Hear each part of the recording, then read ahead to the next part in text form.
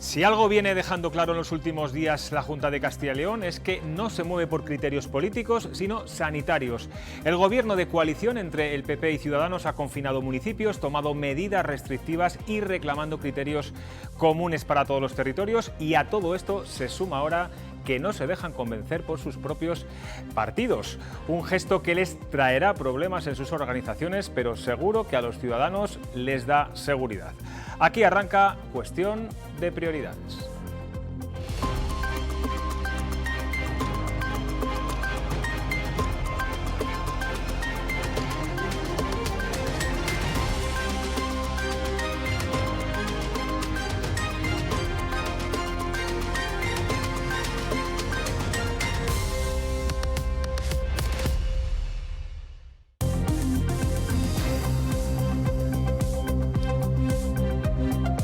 ¿Qué tal? Buenas noches. La entrevista ayer de Pablo Casado en este programa ha traído cola y desde luego mucha repercusión.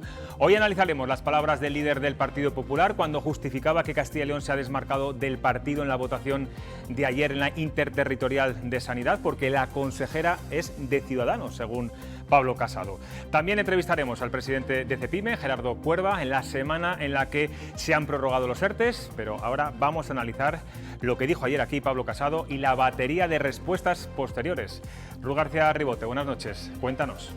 José Luis, ayer Pablo Casado en este programa y en primicia declaraba que había habido unanimidad de las consejerías del PP y que en Castilla y León esa consejería está en manos de Ciudadanos. Esta mañana llegaba el desmarque por parte del presidente de la Junta de Castilla y León.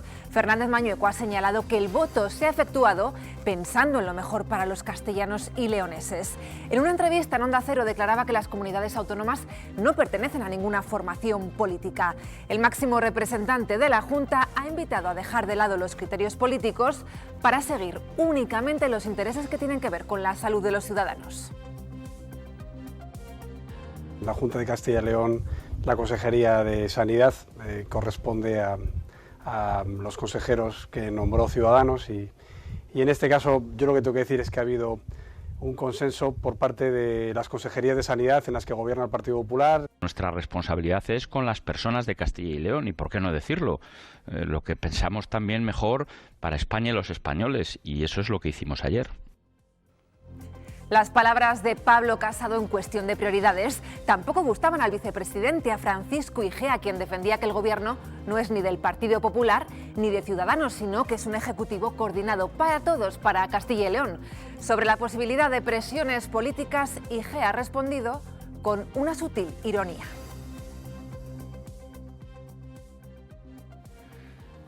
En la cuestión de la sanidad, siempre ha hecho lo que ha dicho Casado, Verónica Casado. Jamás, en todo este tiempo que llevo aquí trabajando, he tenido ninguna presión de ningún tipo desde un punto de vista político de tienes que hacer esto, tienes que hacer lo otro. Todo lo contrario. Por cierto, el vicepresidente ha remarcado que no son ni héroes ni villanos y lo que buscan es la unidad. El voto a favor de las medidas propuestas por Sanidad le ha valido al gobierno regional, algo que no se suele dar muy a menudo, los elogios y las felicitaciones de la oposición. Yo quiero agradecer de nuevo públicamente que la posición del Gobierno de Castilla y León y la consejera de Sanidad ayer en el Consejo Interterritorial de Sanidad fuera la que fue, defender las medidas comunes, las medidas de consenso y de acuerdo. Y lo agradezco especialmente porque pone de manifiesto que la Junta de Castilla y León entiende que esto es una batalla epidemiológica y no una batalla ideológica. Bueno, pues para hablar de todo esto tenemos hoy a tres tertulianos, como cada noche. Comienzo por Ángel Cuaresma, delegado de Intereconomía en Castilla y León. ¿Qué tal? Buenas noches. Muy bien, José Luis. Buenas noches, muchas gracias. Ángela de Miguel, presidenta de la Confederación de Vallisoletana de Empresarios. ¿Qué tal? Muy bien, buenas noches. Y Chema Crespo, director general de Público. ¿Qué tal, José Luis? Tú ya has repetido varias veces en este programa. Encantado una vez más. Bueno, queda claro que ni Mañueco, ni Gea, ni Verónica Casado pues se dejan presionar por sus partidos, al menos eso es lo que ha quedado en evidencia ayer. ¿Creéis que estos gestos de valentía política en estos momentos los ciudadanos lo valoran? Bueno, parece, aunque sea ingenuo por mi parte, ¿no? Habíamos quedado que los partidos políticos se expresan en sus campañas electorales y compiten en sus campañas electorales, pero cuando los ciudadanos les dan la confianza para hacer gobierno, pasan a ser gobierno de todos, no gobierno de aquellos que les han votado, ni gobierno que obedece exclusivamente a la disciplina de sus respectivos partidos.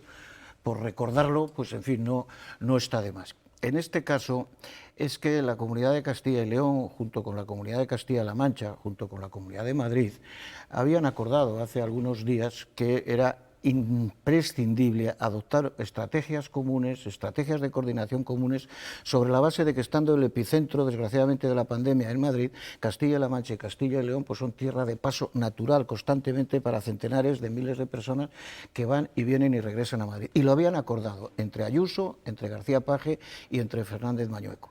Y al mismo tiempo hay que recordar que antes de ayer se anuncia por parte de la Comunidad de Madrid, en boca del vicepresidente Aguado de la Comunidad de Madrid, que hay un principio de acuerdo con el Ministerio de Sanidad para que se adopten esos criterios que sean de aplicación en todos los lugares. Fijaros si se daba por hecho ese acuerdo, que comenzaba a haber posicionamientos en algunas comunidades autónomas diciendo: oye, pero ¿cómo es esto que hacen un acuerdo con Madrid? Como se decía, hacen un acuerdo con los catalanes resto, ¿no? Y luego nos afecta a todos. O sea, que ese acuerdo estaba hecho. Lo que sucedió a partir de ese momento ha sido exclusivamente las circunstancias políticas. Yo ya no las califico porque es muy aburrido, pero la decisión política del presidente del Partido Popular con la señora Ayuso, que obedece lo que le dicen desde Génova: este acuerdo no nos interesa y vamos a ponérselo difícil. Y en ese viaje el presidente de la Junta de Castilla y León y por lo tanto la Junta de Castilla y León estimaron que esto es por lo que se había estado clamando, y cuando ese objetivo se consigue, lo que interesa es mejorar la salud en nuestra tierra. Es verdad, Ángel, que Juan Vicente Herrera sí que dio muchos golpes en la mesa contra su propio partido, contra el propio gobierno. Se llegó a pedir la dimisión, incluso en algún momento, de algún ministro. En el caso de Alfonso Fernández Mañueco eso no es habitual. Este golpe en la mesa, esta forma de decir yo sigo por mi camino porque es lo que he venido defendiendo, bueno, es algo que no va previsto. Bueno, yo es que creo que no hay golpe en la mesa y que no es una cuestión de valentía. Yo creo que es una cuestión de lo que le toca, del momento político que le está tocando vivir, y no estoy hablando de la pandemia, estoy hablando de la situación interna en el Partido Popular. Cuando Juan Vicente Herrera, como tú dices, con muy buen criterio, pegaba golpes en la mesa y se enfrentaba al presidente del Gobierno y presidente del Partido Popular, se enfrentaba porque quería él, Juan Vicente Herrera, que además no tenía aspiraciones políticas, y su carrera política pues hubiera terminado antes si por él hubiera sido. En el caso de Mañueco yo creo que es todo lo contrario, que no es él el que decide el enfrentamiento con Casado, tensión, poca cercanía, suavicemos el término, ¿no? Yo creo que la decisión de no llevarse especialmente bien con la Dirección Nacional de Génova no la toma Mañueco, sino que se toma en otros lugares, ¿no? Ángela, desde el punto de vista empresarial, ¿cómo se ven todos estos rifirrafes políticos? Hombre, pues la verdad... Luego hablaremos con Gerardo Cuerva, que también le preguntaremos, pero cuéntanos. Bueno, pues la verdad es que con cierta preocupación, ¿no? Porque yo creo que estamos viviendo una situación realmente complicada desde el punto de vista sanitario y también desde el punto de vista económico. Y al final, pues lo importante es que tenemos que trabajar todos juntos, remar en la misma dirección y salir de esta situación tan complicada en la que estamos viviendo ahora mismo en España y en Castilla y León. Y al final, pues es un poco lo que pedimos, porque también en muchos casos, pues la imagen que estamos trasladando fuera también, si queremos conseguir inversiones, si queremos que España sea un país atractivo donde venga la gente, pues es importante ver esa unidad y ese consenso que a veces pues nos está costando encontrar. Bueno, donde realmente está el enfrentamiento más a cara de perro es en Madrid, entre la comunidad y el Gobierno central. La presidenta Isabel Díaz Ayuso dice que sí cumplirá todas las órdenes de manera estricta porque no está en rebeldía, pero seguirá peleando para que el ministro Illa no confine Madrid este mismo viernes. Esta comunidad no está en rebeldía, este gobierno no está en rebeldía y cumplirá todas las órdenes de manera estricta porque no somos como sus socios independentistas. Ahora, eso sí, iremos a los tribunales nuevamente, como hicimos con el pase de fase, para defender los intereses legítimos de los madrileños y que las medidas se ajusten a la normativa, a la realidad, que sean objetivas y justas, porque si no volveremos a esas colas del hambre y del paro que ustedes multiplican por defecto.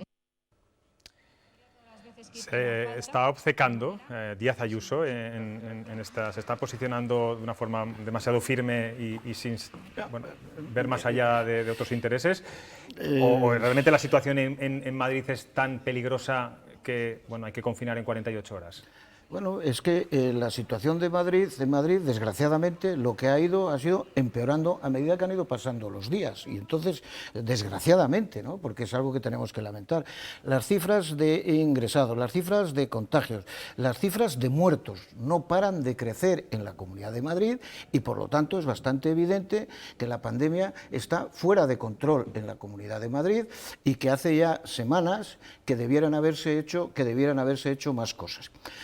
Yo creo que la señora Ayuso pues ha pasado, claro, es fácil ahora mismo también hablar regular de ella, no voy a decir mal, pero claro, es que es una mujer que se ha puesto en exceso en evidencia, tratando de presentar a Madrid como el ideal, ¿no?, de nuestro país en el funcionamiento de los servicios públicos, en la calidad de vida, en el crecimiento económico, en no sé cuántas otras cosas, y luego resulta que la realidad ha sido otra.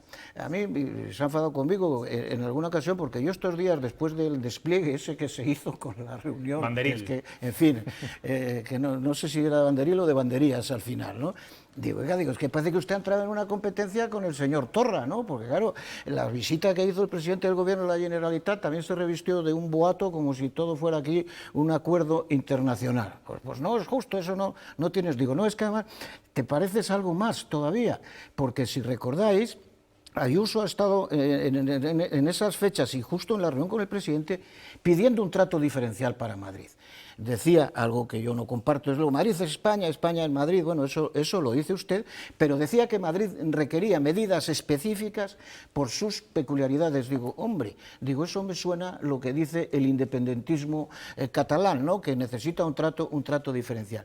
Cuando al final se han adoptado estas medidas que podían haber sido otras, yo no me atrevo a decir si esto va a resolver o no va a resolver, pero cuando se les hace caso diciendo, mire, estos son criterios y razonamientos para que todos, en toda España, porque si está afectando a Madrid es porque están en esos umbrales, porque si desgraciadamente aquí en nuestra tierra esto progresa inadecuadamente, se nos aplicarían las medidas, pues oiga, no tiene demasiado sentido que usted se ofusque. Y ayer, en primera instancia, alguien salió diciendo, no sé si ella incluso, que no acataríamos esa decisión por la cuestión formal que alegaban.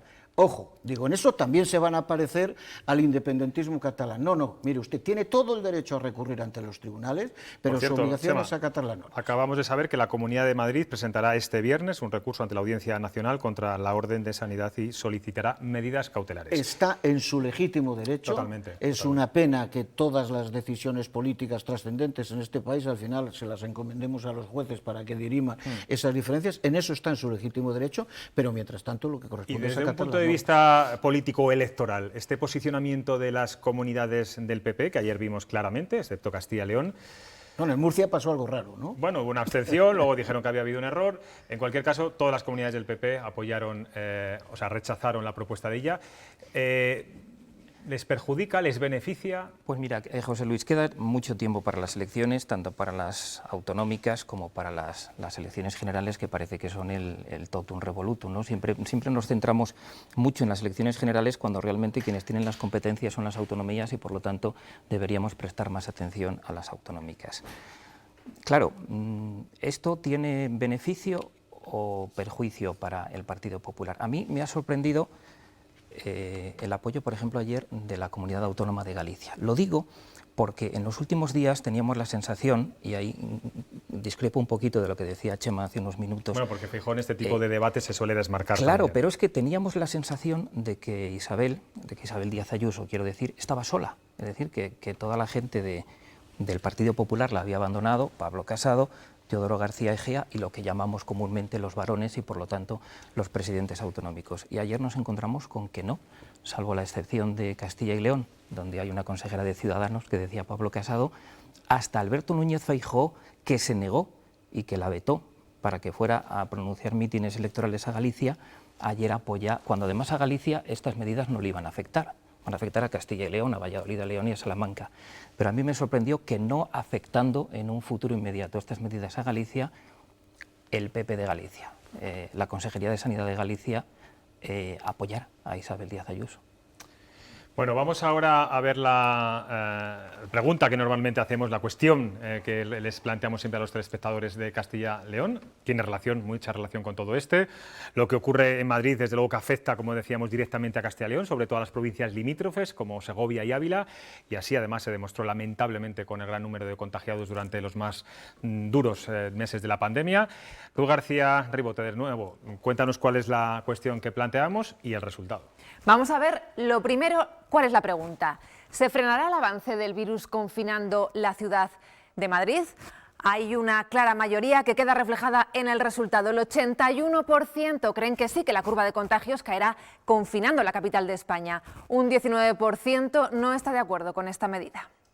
Ángela, está claro, ¿no? En fin, los castellanos y leoneses tienen miedo, ¿no?, también a que se vuelva a repetir la historia de muchos madrileños llegando a Castilla y León, y si no se confina, bueno, pues esto podemos tener un problema, sobre todo en esa zona sur de la comunidad. Bueno, habría que ver también los seguimientos y los rastreos, porque es verdad que ahora mismo, que es un poco las claves muchas veces para poder controlar la situación, es que ahora mismo ya no podemos comparar la situación que tenemos ahora con la que teníamos en marzo, desde el momento en que ahora tenemos posibilidad de hacer pruebas, test, de hacer esos controles y de hacer esos seguimientos de las personas contagiadas, que es un poco lo que a lo mejor habría que incidir, ¿no?, en esa parte preventiva que a lo mejor pues no estamos haciendo correctamente en España en general, y a lo mejor habría que trabajar en esa cuestión, porque es verdad que desde el punto de vista económico, pues Castilla y León está muy vinculada a Madrid, entonces si al final Madrid cae económicamente, pues también hay que ser conscientes que nosotros estamos a 48 horas, de hecho, de ese posible confinamiento, ese seguro confinamiento, sería el viernes por la noche. Mañana puede haber también una especie de éxodo, ¿no?, de mucha gente de Madrid que se vaya a su segunda residencia. Ya ha pasado, el problema es que no pueden volver. El problema es que si mañana estamos... Sí, hablamos de 14 días. Si tienes el domicilio, las excepciones pero hay que ir a trabajar y hay que ir al colegio y hay que ir a trabajar. Sí. Hombre, Chema, bueno, algunos se han venido ya, ¿no? Algunos ya están todos, ya directamente, quiero decir que ya algunos se han venido ya de manera permanente, ¿no?, a Castilla y León. No, vamos, ya lo viví en el episodio anterior, como dicen en las series, y la Guardia Civil cumplía su tarea y me volvía, tardé.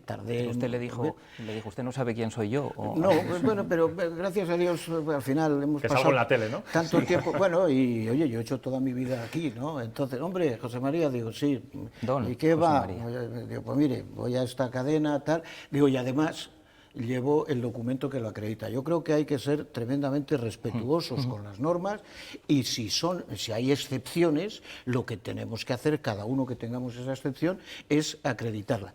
Diré en tono menor, cuando lo del cierre de la Gran Vía de Madrid al tráfico y todo aquello, digo, vaya colas que se están preparando. ¿Y sabéis por qué eran las colas? Porque cada uno que llegaba y se encontraba a la policía local tenía un rato de conversación con él para explicarle sus excepciones. O sea, somos un país en el cual para cada norma tenemos no sé cuántas excepciones, y como esto no es ninguna broma, las excepciones que están contempladas hay que acreditarlas, en fin, para evitar en lo posible lo que dices, y dices perfectamente, no nos engañemos. Esto es un desastre sanitario, pero esto es un absoluto desastre económico, ¿no? Eso es así. Bueno, de ese desastre económico hablaremos después de publicidad con el presidente de CEPIME, con Germán Cuerva. En 5 minutos volvemos y empezamos con esa entrevista.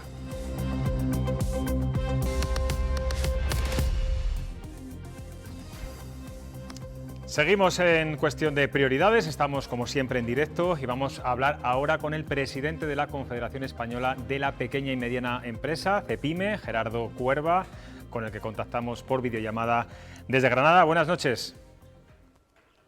Hola, muy buenas noches. Señor Cuerva, la negociación de los ERTEs ha sido dura. COE y CEPIME lucharon hasta el final para que se incluyera en estas ayudas al sector del comercio, a la hostelería y a la restauración. Yo no sé qué le parece que los sindicatos firmaran un principio de acuerdo con el Gobierno sin tener en cuenta, digamos, a los sectores más dañados por la pandemia. Bueno, quitamos hierro al asunto. Yo creo que lo más importante es remarcar la importancia del diálogo social. Yo creo que esa experiencia que durante los últimos más de 40 años ha demostrado tanto empresarios como sindicatos que realmente conocen la realidad del lado de los trabajadores y del lado de la empresa, hace que el diálogo social tome máxima relevancia. Hemos conseguido convencer al Gobierno que los expedientes de regulación temporal de empleo tenían que llegar a la empresa que realmente lo necesitaba, y yo creo que en ese sentido, aún en cualquier negociación, te dejan muchos peros en la gatera. Tenemos que estar satisfechos por dar esos pasos hacia adelante. Bueno, me parece bien que no quiera hacer sangre con los sindicatos. En cualquier caso, los ERTEs han supuesto 24.000 millones más o menos a las arcas del Estado en los últimos 6 meses. Ahora se prorrogan hasta el 31 de enero. ¿Hasta cuándo se puede estirar estas ayudas? Bueno, yo creo que estamos todos convencidos. A mí lo que no entiendo cómo el Gobierno abre y cierra los ERTE temporalmente cada 2 meses, cada 3 meses, como se está haciendo. Nosotros somos partidarios de empaquetar la medida, que es una medida que protege el empleo, que hace que las listas de paro no se aumenten. La empresa puede mantener a sus trabajadores, la hagamos, la acompañemos según esté la pandemia. Si la pandemia continúa, desgraciadamente, pues la herramienta debería de funcionar y no estar constantemente, y creo que no es lo que tenemos que hacer a día 29 de septiembre, que ni empresarios ni trabajadores sepan qué va a ocurrir con ellos. Eso no crea certidumbre, no genera confianza, y yo creo que es una mala acción por parte del Gobierno.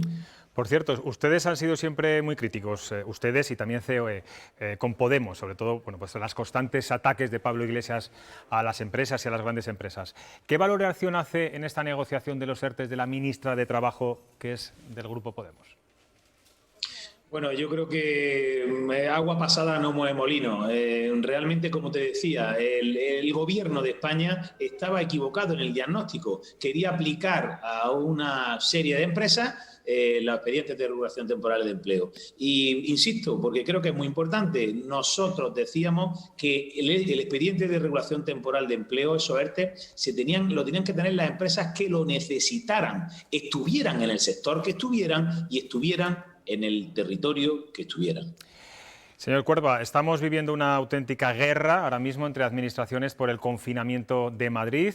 Hoy la patronal madrileña calculaba que cerrar la capital 2 semanas costaría 5.600 millones a la economía española y que las empresas de la Comunidad de Madrid perderían 600 millones. Bueno, yo no sé si comparte estos datos preocupantes. ¿Qué va a ocurrir? Bueno, la patronal de Madrid tiene perfectamente cuantificado cómo funciona la Comunidad de Madrid. Pero yo lo que sí digo es que todo el mundo habla de la segunda ola, pero ¿dónde están las medidas que llevamos pidiendo la pequeña y mediana empresa desde el mes de marzo? ¿Dónde está esa ampliación de los ICOs? Porque recuerdo que la pequeña y mediana empresa española se ha endeudado en más de 100.000 millones de euros. Esos préstamos hay que devolverlos. Necesitamos el aumento de carencia, puesto que la actividad no ha arrancado. ¿Dónde están los incrementos de la moratoria fiscal? ¿Dónde están esos planes por sector para incrementar la demanda que se ha derrumbado? ¿Dónde está el problema para el pequeño empresario, para la pequeña empresa relacionado con los alquileres? No hay solución todavía encima de la mesa. Y lo que no podemos estar es discutiendo que la ola viene, pero que sí así, que sí así no, que así sí. Y realmente al final la ola nos entierra. Un sector que usted conoce muy bien es el del comercio. Hoy en nuestros informativos de Castilla y León Televisión hemos destacado que las ventas del comercio en nuestra comunidad han caído un 10% y solo la alimentación da datos positivos. ¿Qué futuro le espera al sector? Bueno, pues vuelvo a incidir en que si no ponemos las medidas en marcha urgentemente de apoyo al sector productivo español, el comercio cifra en que prácticamente el 50% de las empresas relacionadas con el comercio no sobrevivirán.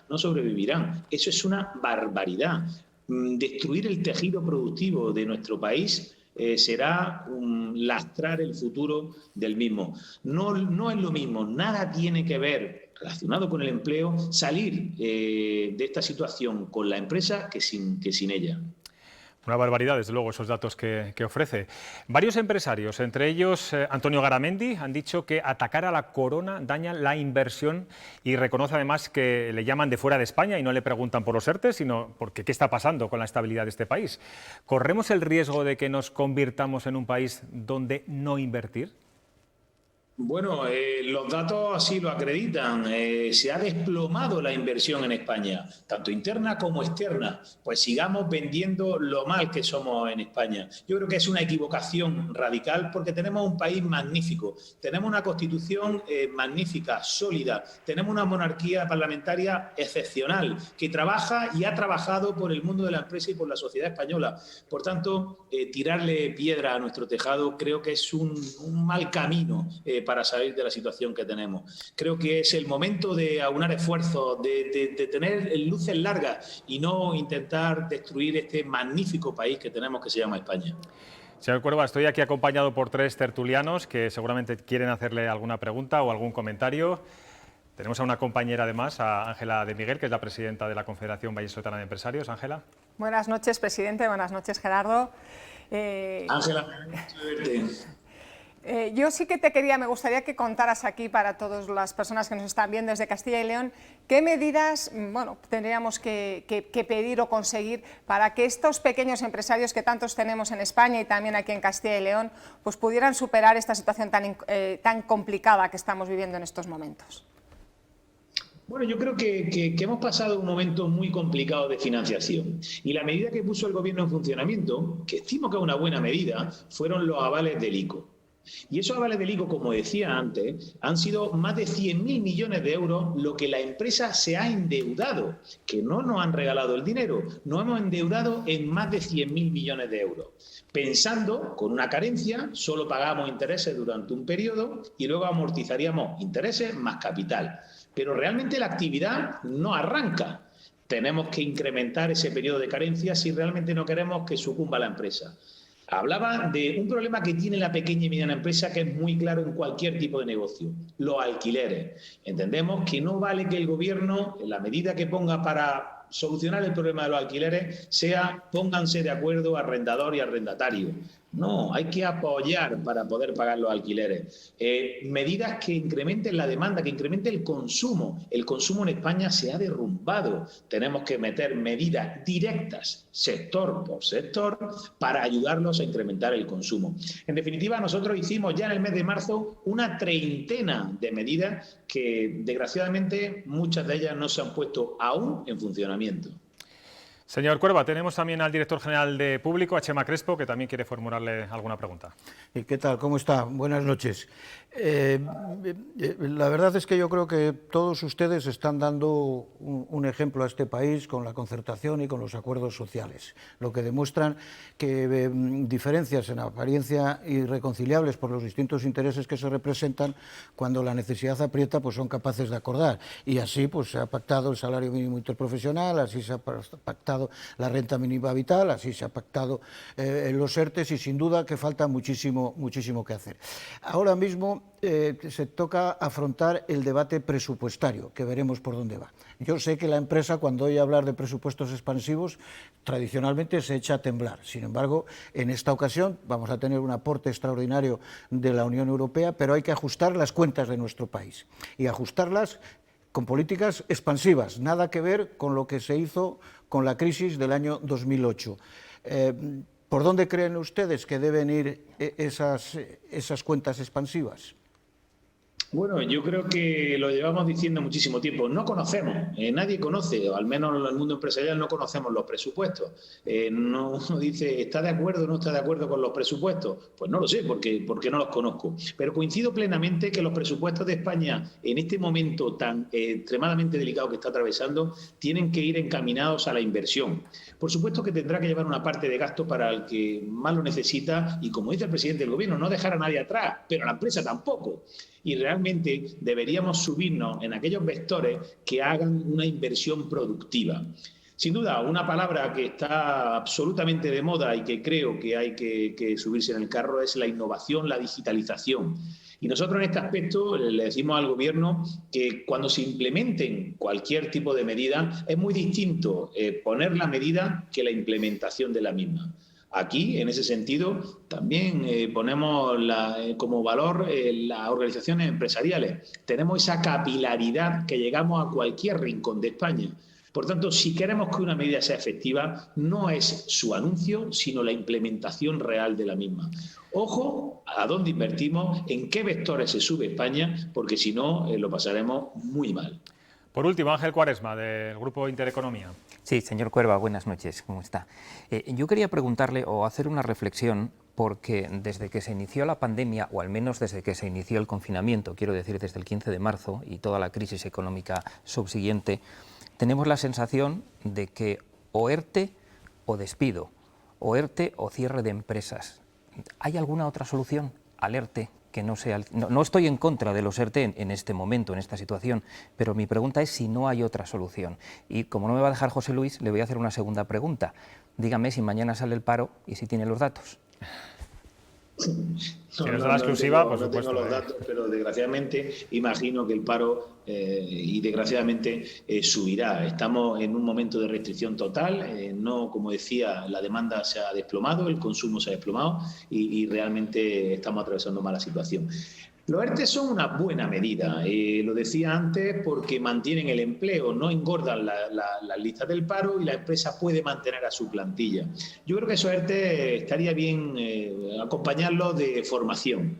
Yo creo que las personas que desgraciadamente no puedan estar trabajando hoy en su empresa, sería muy bueno que incrementaran sus cualificaciones, sus aptitudes de cara a las cualidades que tiene cada persona para que mejoren en esta situación venidera.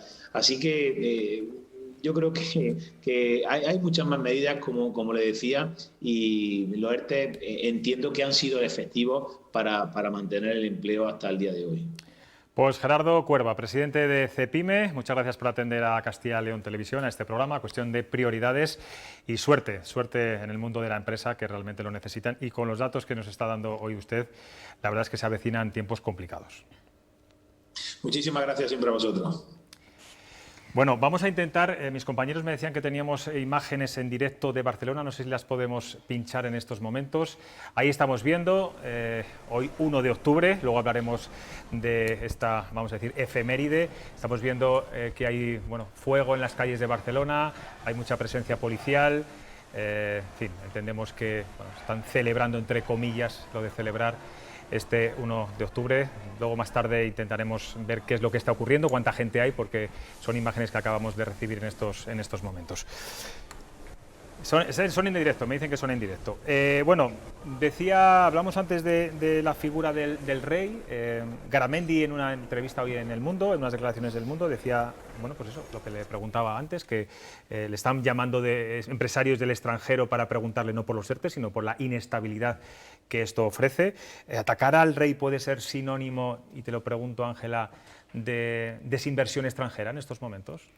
Bueno, al final, cuando tú no das imagen de estabilidad, cualquier elemento que no dé imagen de un país que está trabajando unido para salir adelante y estás, la cuestión del rey es que es el jefe del Estado, ¿no? O sea, es decir, que dentro de la Constitución que tenemos, entonces, al final, todo este tipo de cuestiones, cuando generas inestabilidad, pues la inversión lo que quiere es tranquilidad. Es decir, si yo invierto, pero como cualquiera de nosotros, es que no hay mayor diferencia. Es decir, si yo tengo mis pequeños ahorros, pues quiero invertirlos en un sitio o en algún lugar donde sepa que van a estar seguros y que los voy a poder recuperar. Entonces, las cuestiones que son de inestabilidad, de que puedan cambiar el modelo, de que parezca que no trabajamos todos en la misma dirección, pues desde luego son mensajes, y antes hablábamos de otros mensajes que van también a veces en la misma línea, de que no estamos trabajando todos juntos por salir de esto, teniendo una de las circunstancias de las más duras que ha vivido España en los últimos tiempos, ¿no? Desde el punto de vista sanitario, desde el punto de vista económico, que está afectando a la educación, que está afectando a muchísimas cosas de nuestra vida.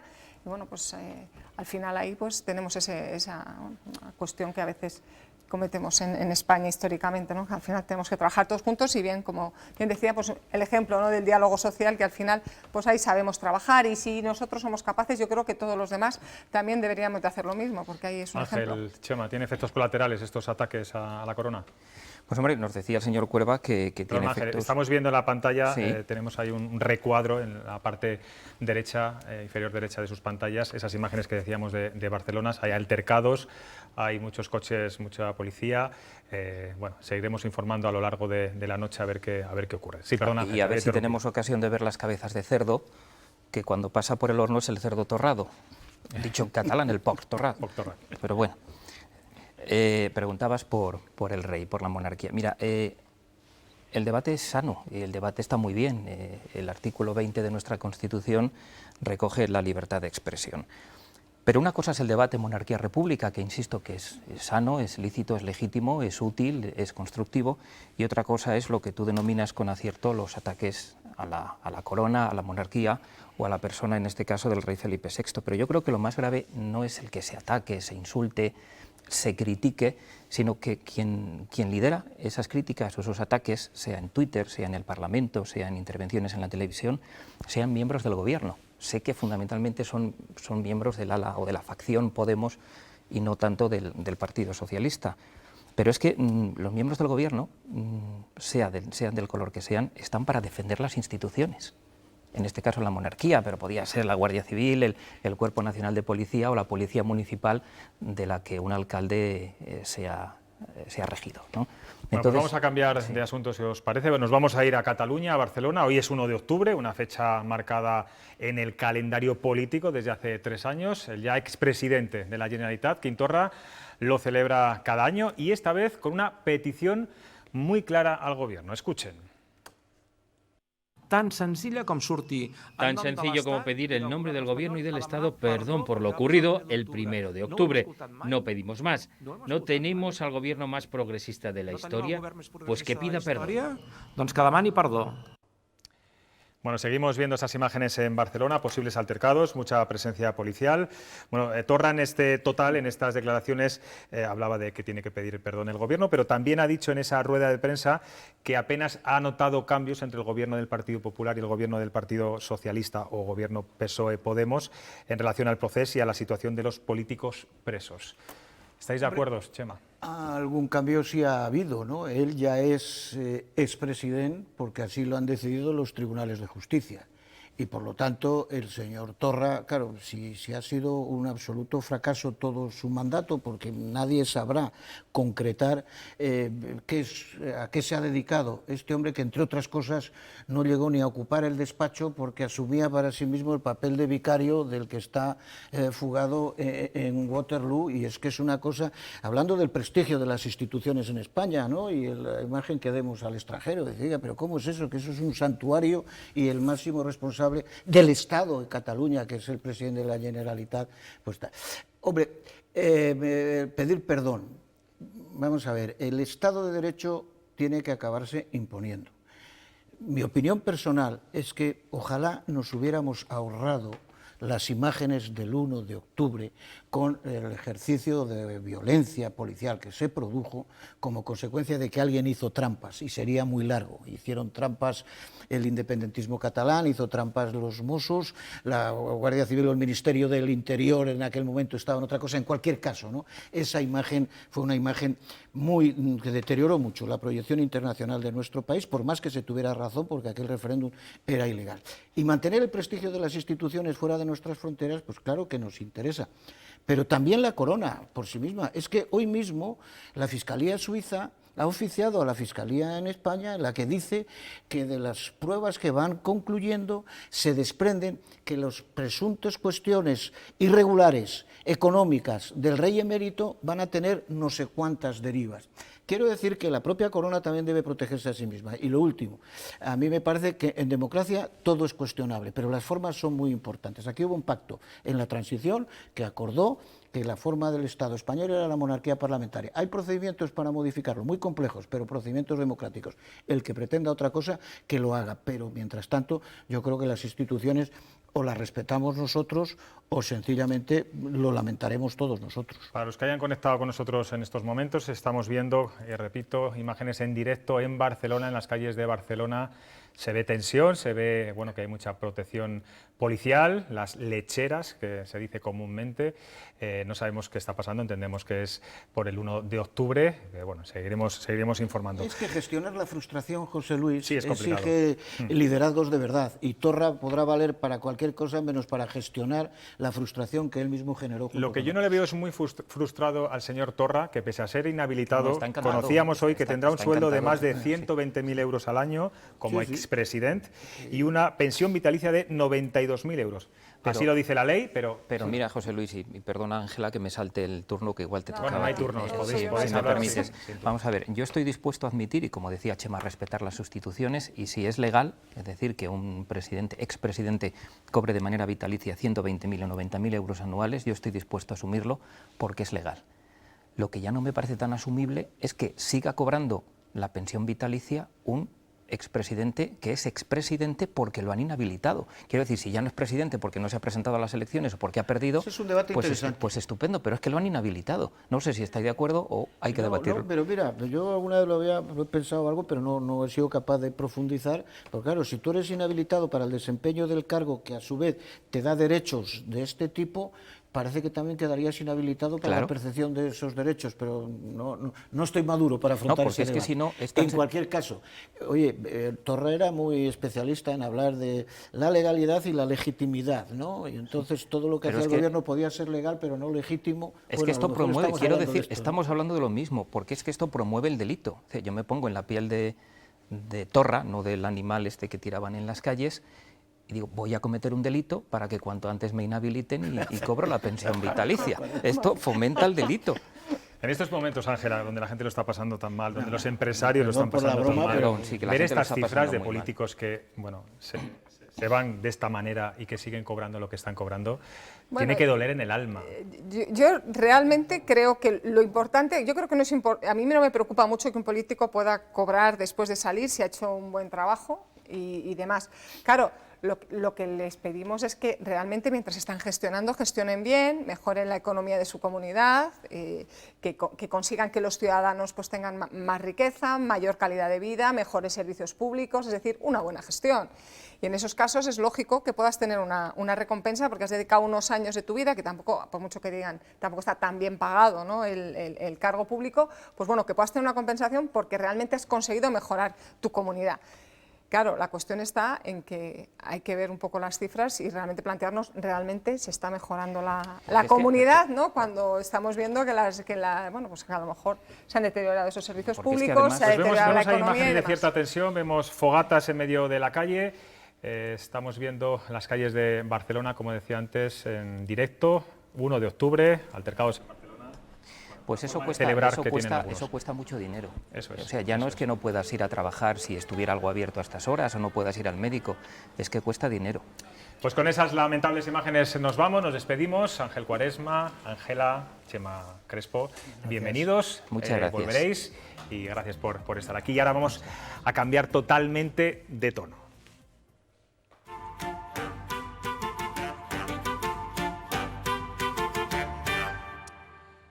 Y qué mejor forma de acabar la semana que con un poco de humor. Buenas noches, Chema. Hola, José Luis. Me vas a perdonar, pero hoy voy con retraso y aún no he dibujado a la rata comunera Teuvecildo. Porque los dibujantes estamos de luto debido a la muerte ayer del mítico Quino, el autor de Mafalda. Hombre, como siempre vas de negro, así cuesta ver que vas de luto. En cualquier caso, es una gran pérdida para el humor gráfico mundial. Y hablando de viñetas, ¿qué ibas a dibujar esta semana? Pues esta semana hemos sabido que la concejal de León, Gema Villarroel, arrimadista notoria, ha sido nombrada coordinadora de Ciudadanos en Castilla y León. Dice Villarroel que intentará hacerlo mejor que su antecesor en el cargo, Luis Fuentes. Pero el morbo, Chema, de este nombramiento está en que el siempre rebelde Igea no estará en el comité de dirección del partido. No creo que Igea necesite más cargos. Piensa que ya es vicepresidente de la Junta, portavoz de la Junta, consejero de Transparencia, consejero de Ordenación del Territorio y consejero de Acción Exterior. Y oficiosamente, heraldo de los confinamientos futuros, que es con lo que más le gusta asustarnos. Bueno, y además de la política, ¿hay alguna noticia de esta semana que te daría para una viñeta? Pues ha sido muy llamativa la propuesta de la Fiscalía de Salamanca referente a las placas de la L de los conductores noveles. El fiscal propone una M para conductores mayores de 70 años. También podríamos añadir una A para ancianitos mayores de 80, incluso una D de decrépito para mayores de 90 o incluso una MVQLOR más viejo que la orilla del río para conductores mayores de 100 años. Chema, como siempre, se nos ha pasado el tiempo y otra vez que no dibujas nada. Es verdad, José Luis, el tiempo se nos escapa. No sé qué tiene Castilla y León que las horas, los días y hasta los siglos se nos pasan volando, pero hay instantes que parecen eternos. Pues con esta imagen siempre nostálgica de Chema Nieto nos despedimos. Ya saben, volvemos el lunes aquí a las 9:30 en Cuestión de Prioridades. Disfruten.